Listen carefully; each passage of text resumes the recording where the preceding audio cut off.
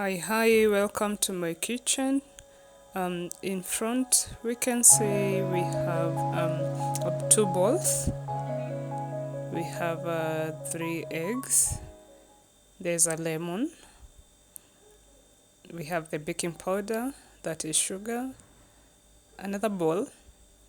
We have a glass. There is a ladle, that's a cooking stick. We have a whisk. The whisk will be used to mix the wet ingredients. We also have the brush. It will be used to apply the margarine in the sufuria. And there is a spoon for measuring. We have the margarine, the blue band, that is how we call it. And the flour, we have the flour. In the meantime, we have a sieve because you'll see where we are going to use it. In the meantime, there are so many items that are going to be involved, but I've not brought all of them due to my space. But I'll be introducing each and every item that I'm going to use. You'll be seeing it as we move on. So let's begin.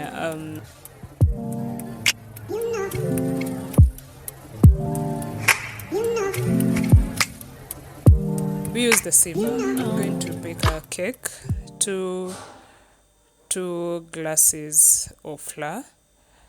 At this point, I'm doing the voiceover, so I'll add a half liter. At this point, I measured only 1 cup and a half of flour. I have 1.5 spoon of the baking powder.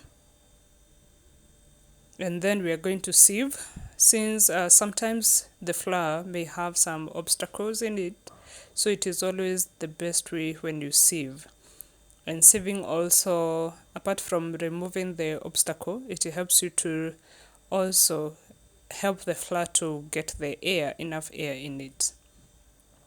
So we are sieving already. We have already started our baking. The method that I'm going to use in this baking method, I'm going to use a new method also. I've never used it before. It is called rubbing in method. Rubbing in method, whereby we are going to mix the wheat flour, the margarine, and then we mix together. We mix with our hands. We just mix it. You're going to watch that. So always ensure that your hands are clean so that you can be able to mix, because you're going to use our hands. There we go. We are going to rub in the margarine together with the flour using our hands. And I think I loved it. So we're gonna mix that. There we go. This is our final. This is how it looks like. You can see that even our flour changed the color. We have it there. It is well mixed. Rubbing in method is it helps you also the flour to get enough air as you raise it up. Next one, I want to add some flavor. I'm going to add the grated lemon cover, the top cover. That is what you grate using the grater. Mix thoroughly. It is going to add some flavor. That lemon will add some flavor in the cake that we are going to make.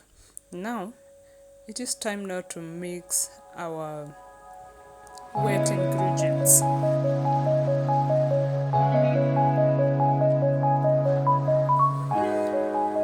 Always ensure that you use 1 egg. You crack 1 egg at a time so that you can avoid using spoiled eggs. You can realize that I have 2 eggs remaining. That means the first egg was spoiled, so I had to replace it with another one. You can see in the bowl I have 3, and then I'm going to put half glass of sugar and put it there.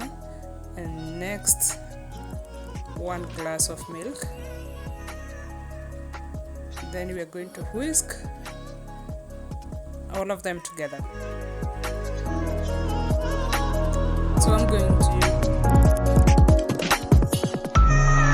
the whisk so that we can mix them.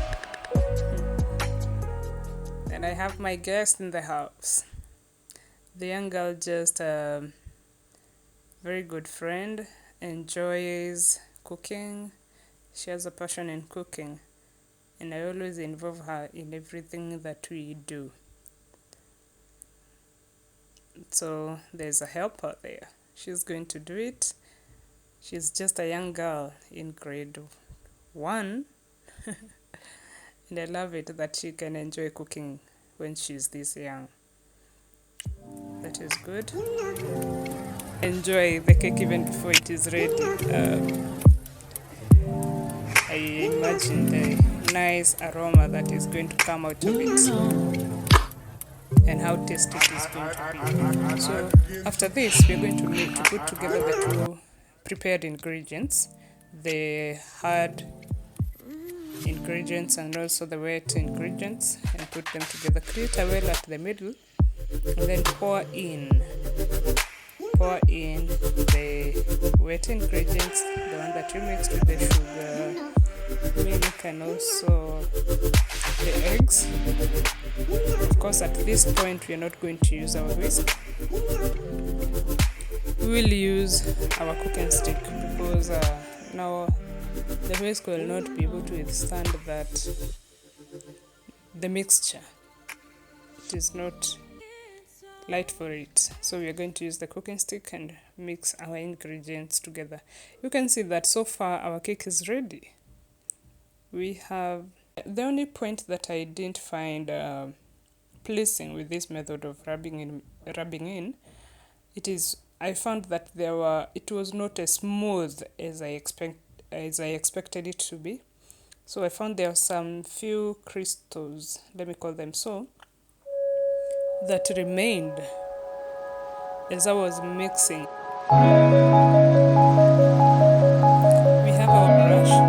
We're going to rub in the margarine, the souffle. The use of these souffle, rubbing in the margarine, it will help your cake not to stick in the souffle.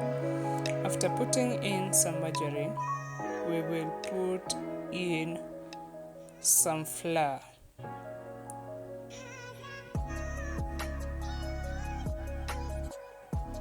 Rub in complete, put in the margarine in every corner so that your cake does not stick.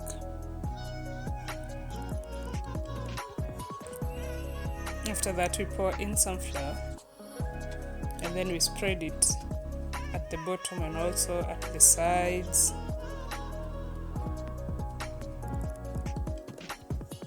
There, as you can see it, that is what you're going to do.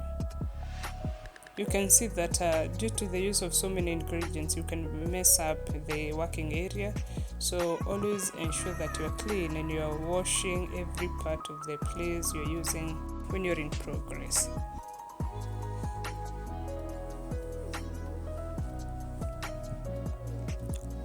The souffle seems to be ready, so I remove the excess flour, and that is voila. That is what we have. It is ready for baking. It is very, very ready for baking. From there, outside to the cooking. Of course, we are using the traditional method. We do not have an oven.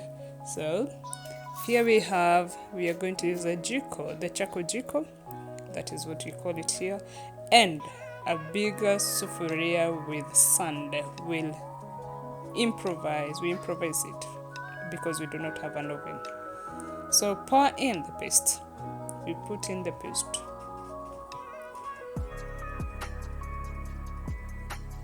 In the prepared sufuria, that is the one that we have just prepared. At this point, the soil which is in the sufuria outside, it's heating. Remember, it is our improvisation. We do not have the oven to bake. So there we go. Now we have it in the sufuria all leveled up. There's no problem. That is good. I can't wait. Can't wait to have this. Ready. And we have our lid we are going to cover. This lid is important. We cannot use any other lid because we also need to balance some charcoal at the bottom and also at the top.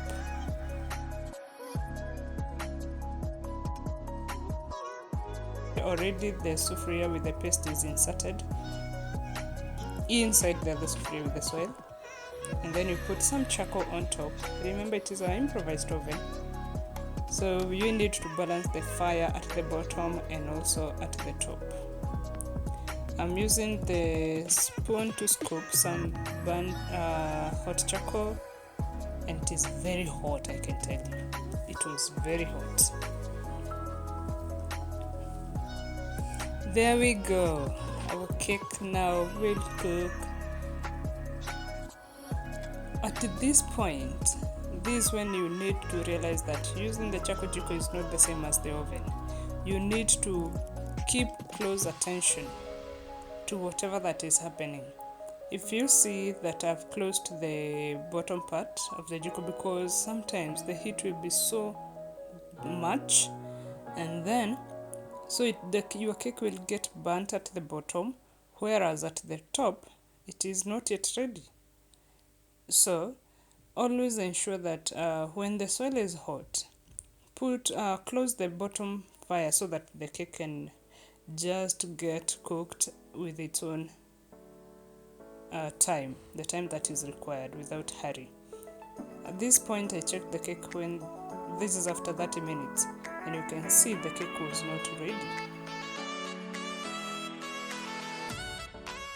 Exactly after 45 minutes, voila, the cake was ready. It was so nice, it was looking so good. We couldn't see the color, my people. It was so nice. It was so ready to be eaten, and it was well cooked even inside. Wow. So my people, show me some love. This is the first video that I'm going to upload in cooking, and expect some more simple cooking methods with me. Thank you very much. Love you.